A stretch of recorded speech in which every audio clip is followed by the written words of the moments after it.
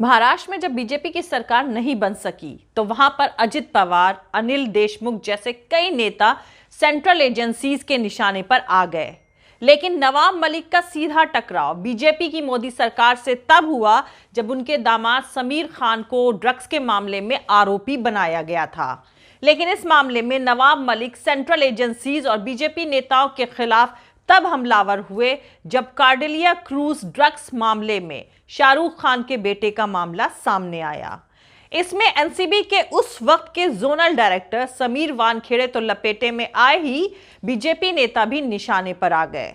दरअसल शाहरुख खान के बेटे आर्यन खान को जब नारकोटिक्स कंट्रोल ब्यूरो ने ड्रग्स के मामले में गिरफ्तार किया था तो नवाब मलिक न सिर्फ समीर वानखेड़े और एनसीबी पर जबरदस्त तरीके से हमलावर थे, बल्कि उन्होंने महाराष्ट्र के former chief minister Devendra Fadnavis को भी इसमें घसीट लिया था। नवाब मलिक कार्डेलिया क्रूज पर एनसीबी की छापेमारी मामले में बेहद एग्रेसिव नजर आए थे। उनके पास ऐसे सबूत हाथ लगे थे और उन्होंने इस तरह से उसे पब्लिक के सामने रखा था कि वो सीधे सीधे बीजेपी के लिए करारा झटका साबित होते थे। और सबसे पहले तो एनसीबी के जोनल डायरेक्टर निशाने पर आए। फिर नवाब मलिक ने बीजेपी के कार्यकर्ता केपी गोसावी और मनीष भानुशाली के वीडियो जारी करके बीजेपी पर हमला किया था। इसके साथ ही उन्होंने समीर वानखेड़े की कार्रवाई पर भी सवाल खड़े करे थे। नवाब मलिक ने समीर वानखेड़े के खिलाफ एक के बाद एक कई मामले उजागर करे थे और आखिर में वानखेड़े को एनसीबी मुंबई के जोनल डायरेक्टर पद से हटना पड़ा था। समीर वानखेड़े के खिलाफ अभी भी कई जांचें चल रही हैं। कार्डेलिया क्रूज मामले में जिस तरह नवाब मलिक जबरदस्त अटैकिंग मोड में थे, उसको लेकर तब भी सोशल मीडिया पर उन्हें आगाह किया जा रहा था कि मोदी सरकार सेंट्रल एजेंसीज के जरिए उनको निशाने पर ले सकती है। वैसे तो सेंट्रल एजेंसीज की किसी कार्रवाई को लेकर खुद नवाब मलिक ने ही पिछले साल नवंबर में शक जाहिर किया था। नवाब मलिक ने कहा था कि जब से उन्होंने मुंबई क्रूज ड्रग्स मामले में बोलना शुरू किया है, उन्हें झूठे मामले में फंसाने की कोशिशें हो रही हैं। और अब दोस्तों, महाराष्ट्र सरकार में मिनिस्टर नवाब मलिक को ईडी ने लगभग 8 घंटे की पूछताछ के बाद गिरफ्तार कर लिया है। उन्हें अदालत में पेश किया गया, जहां उन्हें 3 मार्च तक ईडी की हिरासत में भेज दिया गया है। ईडी का कहना है कि नवाब मलिक को एनफोर्समेंट डायरेक्टरेट ने मनी लॉन्ड्रिंग के मामले में गिरफ्तार किया है। बताया जा रहा है कि ईडी यानी एनफोर्समेंट डायरेक्टरेट की जांच में यह सामने आया है कि नवाब मलिक ने दाऊद इब्राहिम के करीबी से करोड़ों रुपए की जमीन को काफी सस्ते दामों में खरीद लिया था, जिसके बाद ईडी ने उन पर शिकंजा कसना शुरू कर दिया था। जबकि महाराष्ट्र सरकार में कैबिनेट मंत्री नवाब मलिक के खिलाफ ईडी की कार्रवाई को शिवसेना सांसद संजय राउत और एनसीपी चीफ शरद पवार ने बदले की सियासत बताया है। उनका कहना है कि जो भी मोदी सरकार और उसकी जांच एजेंसियों के खिलाफ बोलता है, उसे निशाना बनाया जाता है। संजय राउत ने कहा है कि मोदी सरकार ने ईडी को नवाब मलिक के पीछे इसलिए लगाया है क्योंकि वो लगातार सच बोल रहे थे। अब यहां पर मैं आपको बता दूं कि नवाब मलिक ने क्रूज ड्रग्स केस में बीजेपी नेताओं के शामिल होने का सबूत दिया था और बीजेपी के former chief minister Devendra Fadnavis का भी इसमें शामिल होने का इल्जाम लगाया था। इसी कड़ी में महाराष्ट्र बीजेपी के नेता और पूर्व मुख्यमंत्री देवेंद्र फडणवीस ने नवाब मलिक पर अंडरवर्ल्ड के लोगों से जमीन खरीदने और बिक्री करने का इल्जाम लगाया था। फडणवीस का कहना था कि नवाब मलिक की सॉलिडिस कंपनी ने, जिसमें उनके परिवार के लोग भी डायरेक्टर हैं, 1993 मुंबई बम धमाकों में अभियुक्त रहे सरदार शाह वली खान से काफी कम दामों में जमीन खरीदी थी। उन्होंने इल्जाम लगाया था कि अंडरवर्ल्ड डॉन दाऊद इब्राहिम की बहन हसीना पारेकर के ड्राइवर सलीम पटेल से भी नवाब मलिक ने जमीन की डील करी थी।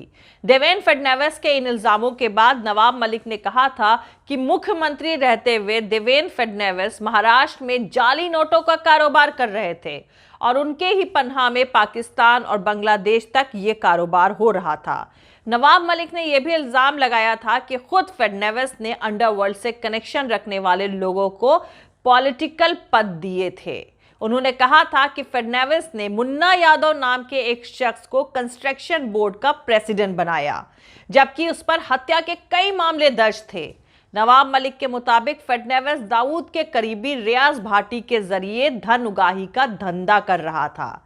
एनसीपी नेता नवाब मलिक ने एनसीबी के जोनल डायरेक्टर समीर वानखेड़े पर निशाना साधते हुए कहा था कि महाराष्ट्र में जब जाली नोटों का मामला सामने आया था, उस वक्त वानखेड़े ने ही इस पूरे मामले की जांच करी थी। नवाब मलिक का कहना था कि फडणवीस का वानखेड़े को प्रोटेक्शन पिछले काफी वक्त से मिला हुआ था, इसलिए फडणवीस उन्हें बचाने में लगे हुए हैं। तो अब दोस्तों, बीजेपी के महाराष्ट्र के former chief minister Devendra Fadnavis ने जो नवाब मलिक पर इल्जाम लगाए थे उस पर नजर डाल लेते हैं, फिर फैसला करेंगे कि असली गुनहगार कौन है। तो यहां पर आपको बता दूं कि फडणवीस ने अपने इल्जामों में कहा था कि नवाब मलिक ने करोड़ों की जमीन को बहुत सस्ते दामों में खरीदा था। फडणवीस ने खुलासा करते हुए कहा था कि नवाब मलिक ने यह जमीन उन आरोपियों से खरीदी थी जिनके ऊपर टाडा के तहत मुकदमा चल रहा था, जबकि कानून के मुताबिक टाडा के तहत सरकार आरोपी की प्रॉपर्टी को अपने कब्जे में ले लेती है, लेकिन बावजूद इसके फर्जीवाड़ा करके नवाब मलिक ने डी कंपनी के लोगों से हजारों करोड़ की जमीन को काफी सस्ते दामों में खरीद लिया था। देवेंद्र फडणवीस ने प्रेस कॉन्फ्रेंस में कहा था कि नवाब मलिक और डी कंपनी के रिश्ते काफी लंबे वक्त से हैं। सरदार शाह वली खान, जिस पर 1993 बॉम्ब धमाकों का इल्जाम है, वो फिलहाल उम्र कैद की सजा काट रहा है। सरदार पर यह इल्जाम था कि उसने टाइगर मेमन के कहने पर बीएमसी की इमारत और दूसरी जगहों पर बॉम्ब रखने के लिए रेकी करी थी। इसके अलावा सलीम पटेल अंडरवर्ल्ड डॉन दाऊद इब्राहिम की बहन हसीना पारेकर का बॉडीगार्ड और ड्राइवर भी था। फडणवीस ने इल्जाम लगाया था कि नवाब मलिक ने इन दोनों आरोपियों से जमीन को काफी कम दामों पर खरीदा था और नवाब मलिक को यह इंफॉर्मेशन थी कि दोनों आरोपियों पर टाडा के तहत मुकदमा चल रहा है, लेकिन इसके बावजूद उन्होंने इनकी जमीन को खरीदा था। तो यहां पर आपको बता दूं कि कुछ दिनों पहले ही एनफोर्समेंट डायरेक्टरेट यानी ईडी ने छोटा शकील के गुर्गे सलीम फ्रूट को मनी लॉन्ड्रिंग के मामले में गिरफ्तार किया था और उससे पूछताछ में कई बड़े खुलासे होने का दावा किया था। कहा जा रहा है कि सलीम फ्रूट डॉन दाऊद इब्राहिम की बहन हसीना पारेकर के लिए हफ्ता उगाही करता था। हसीना पारेकर की मौत के बाद वो दाऊद गैंग का कामकाज देखने लगा था और एनआईए की तरफ से मामले की रिपोर्ट दर्ज करने के बाद जांच करी जा रही थी, लेकिन जब इस मामले को एनफोर्समेंट डायरेक्टरेट ने अपने कब्जे में लिया तो उसके बाद ईडी ने पिछले हफ्ते दाऊद इब्राहिम की बहन हसीना पारेकर से जुड़े लोगों पर मनी लॉन्ड्रिंग के इल्जाम के तहत छापेमारी करी थी। दावा किया जा रहा है कि इसी छापेमारी में ईडी को पता चला कि मनी लॉन्ड्रिंग के इस खेल में महाराष्ट्र के कुछ मंत्री भी शामिल हैं। इसी के चलते ईडी ने नवाब मलिक को पहले पूछताछ के लिए उनके घर से उनको बुलाया और फिर बाद में गिरफ्तार कर लिया। अब अहम बात यह है कि पिछले हफ्ते जब ईडी ने सलीम फ्रूट को गिरफ्तार किया था तो सलीम ने दाऊद इब्राहिम के भाई इकबाल कासकर का नाम लिया था। इसके बाद एनफोर्समेंट डायरेक्टरेट की टीम ने मुंबई की जेल में बंद इकबाल कासकर की ट्रांजिट रिमांड ली और उससे पूछताछ करनी शुरू कर दी। कहा जा रहा है कि इकबाल कासकर ने ईडी की पूछताछ में खुलासा किया है कि नवाब मलिक ने शाह वली खान और सलीम पटेल से सीधे तौर पर प्रॉपर्टी को खरीदने के लिए कांटेक्ट किया था। इकबाल कासकर का यही बयान नवाब मलिक की गले की हड्डी बन गया और एनफोर्समेंट डायरेक्टरेट ने उन्हें इसी बेस पर गिरफ्तार कर लिया है।